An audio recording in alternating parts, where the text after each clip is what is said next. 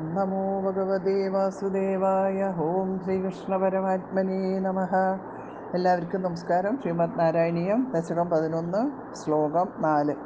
സനകാദികൾ ജയവിജയന്മാരെ ശപിക്കുന്നു. അവർ തങ്ങൾക്ക് ഭഗവത് സ്മരണം നിലനിൽക്കണേ എന്ന് പ്രാർത്ഥിക്കുന്നു. 4-ാമത്തെ ശ്ലോകത്തിൽ വൈകുണ്ഠലോകാനുചിത പ്രജേഷ്ടൗ കഷ്ടോ യുവാം ദൈത്യഗതിം ഭജേതം യതി പ്രശപ്തോ ഭവദാശയൗ തൗ ഹരിസ്മൃതിർനോസ്തി ദിനേ മധുസ്ഥാൻ. വൈകുണ്ഠലോക അനുചിത പ്രജേഷ്ടൗ കഷ്ടൗ യുവാം ദൈത്യഗതിം ഭജേതം യതി പ്രശപ്തോ ഭവദാശ്രയൗ തൗ ഹരിസ്മൃതിഃ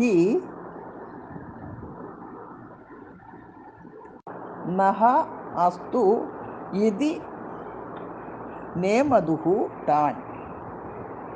വൈകുണ്ഠലോകാനുചിത പ്രജേഷ്ടൗ കഷ്ടോ യുവാം ദൈത്യഗതിം ഭജേതം ഇതി പ്രശപ്തോ ഭവദാശ്രയൗ തൗ ഹരിസ്മൃതിർനോസ്തി ദിനേ മധുസ്ഥാൻ.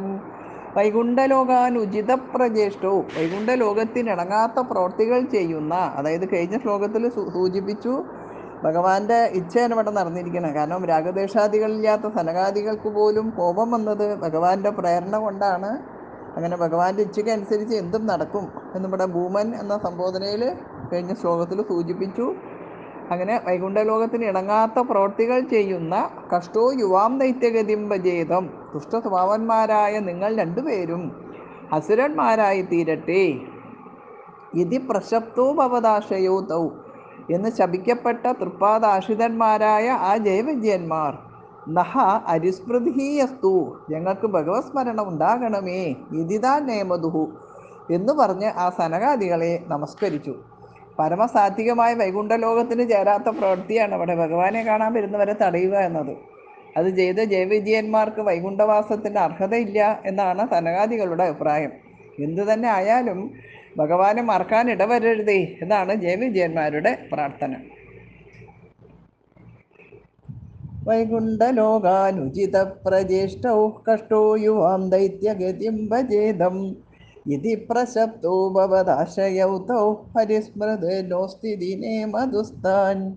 വൈകുണ്ഠലോകാനുചിത പ്രജേഷ്ടൗ കഷ്ടോ യുവാം ദൈത്യഗതിം ഭജേതം ഇതി പ്രശപ്തോ ഭവദാശ്രയൗ തൗ ഹരിസ്മൃതിർനോസ്തി ദിനേ മധുസ്ഥാൻ. വൈകുണ്ഠലോകാനുചിത പ്രജേഷ്ടൗ കഷ്ടോ യുവാം ദൈത്യഗതിം ഭജേതം ഇതി പ്രശപ്തോ ഭവദാശ്രയൗ തൗ ഹരിസ്മൃതിർനോസ്തി ദിനേ മധുസ്ഥാൻ. സർവത്ര ഗോവിന്ദനാമ സങ്കീർത്തനം. ഗോവിന്ദ ഗോവിന്ദ.